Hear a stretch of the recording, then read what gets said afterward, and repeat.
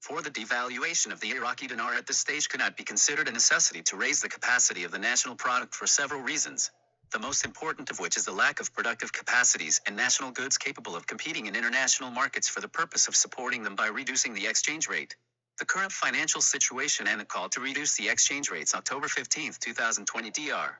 Haider Hussein Al-Toma Al-Furet Center for Development and Strategic Studies. The economic file in Iraq did not receive appropriate attention throughout the years following the year 2003, as the oil sector monopolized the engine of growth and economic stability in the country during the past years. In the absence of serious government policies to diversify the national economy, the successive Iraqi governments have been keen on the continuation of the pattern of growth related to oil, despite the risks of mortgaging the national economy to the boom and bust cycles that the oil market constantly witnesses. Despite the severity of the crises that affected the Iraqi economy as a result of fluctuating global oil prices, the most recent of which was the 2014 crisis and the collapse of prices to less than $25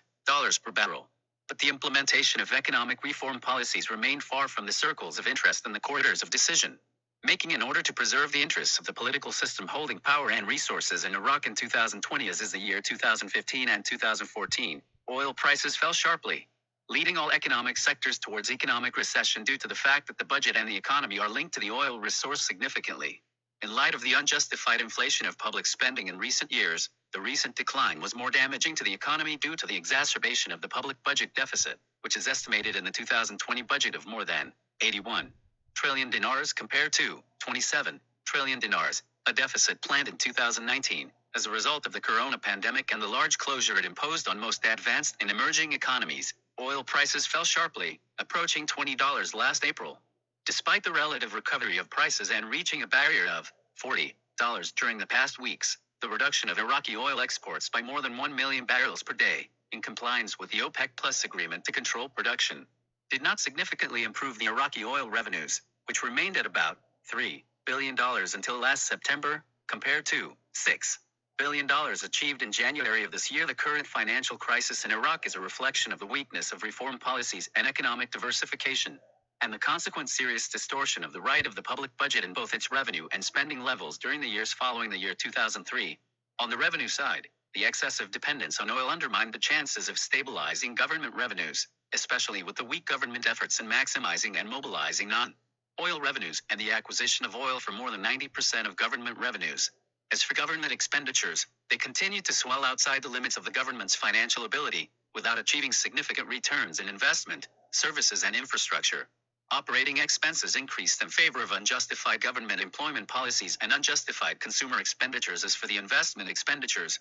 they have smoothly seeped into the pockets of rampant corruption in government institutions, with most infrastructure projects remaining without any achievement despite the lack of the Iraqi provinces and cities for the simplest public services such as water, electricity, sewage and other necessary services. With regard to the current financial situation in Iraq, the Ministry of Finance figures indicate that Iraq has achieved total revenues of approximately 53 trillion dinars, of which 33 trillion dinars are oil and non-oil revenues, in addition to the revolving balance from 2019 to 2020 of 5 trillion dinars and a loan. The Ministry of Finance, according to the Internal and External Borrowing Law No. 5 of 2020, amounting to 14.5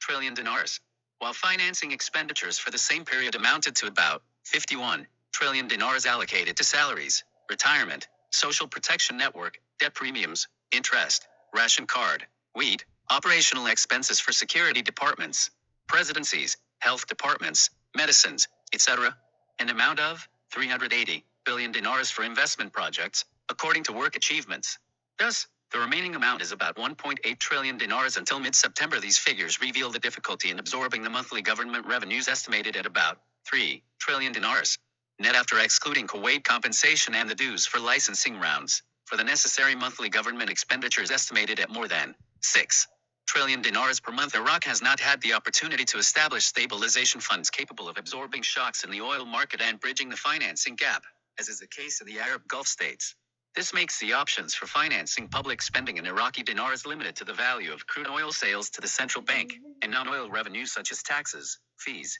corporate profits, and sales of government assets and property, which annually cover no more than 3% of total public spending. And finally, internal loans from the banking system, which are rededucted with the central bank, so that the latter would indirectly finance the federal government's debts, given the inability of the central bank, according to its Law 56 of 2004, to directly finance government loans despite the shortcomings of borrowing in general. The financial and economic situation in the country makes it imperative for the government to adopt an expansionary fiscal policy partly funded by internal public borrowing to compensate for the economic recession caused by the decline in oil prices and the corona pandemic in most economic sectors in the country, especially with the increase in unemployment rates as a result of the decline in public and private investment projects and the shrinking of private sector activity, which increases the role of government spending salaries and government purchases in continuously moving the productive and service sectors in recent times. The option of reducing the value of the Iraqi dinar was put forward to achieve financial goals maximizing government revenues and economic goals, supporting the national product. In fact, all these calls fail to realize the naturalness of the economic, financial, and social costs resulting from this policy in comparison to the returns that may be realized. Resorting to lowering the Iraqi dinar to finance the financial resources gap is not an appropriate option at the present time, for several reasons, the most important of which are: 1. Weak government revenues generated from this option, estimated at 600 billion dinars per month, if the exchange rate of the dinar is reduced to 1,500 dinars against the dollar instead of 1,182 dinars against the current prevailing dollar. 2. The high exchange rate of the dollar in a country that depends on imports to feed the domestic demand for various types of goods and services means generating spiral inflationary pressures that undermine the cash incomes of the middle classes and seriously crush the poor classes. 3. The central bank's foreign dollar reserves are still within comfortable ranges, $53 billion, which makes the domestic borrowing policy possible even with the widening gap between the Ministry of Finance's sales to the central bank and the latter's sales of the dollar to the private sector. 4. The devaluation of the Iraqi dinar at this stage could not be considered a necessity to raise the capacity of the national product for several reasons, the most important of which is the lack of productive capacities and national goods capable of competing in international markets for the purpose of supporting them by reducing the exchange rate. 5. It is very likely that the procedure to reduce the value of the Iraqi dinar will lead to strong speculation on the dinar by transferring the cash balances hoarded and saved from the dinar to the dollar in order to preserve the real value of those assets, which leads to an increase in the demand for the dollar and the transformation of local exchange systems towards dollarization, as happened in Lebanon,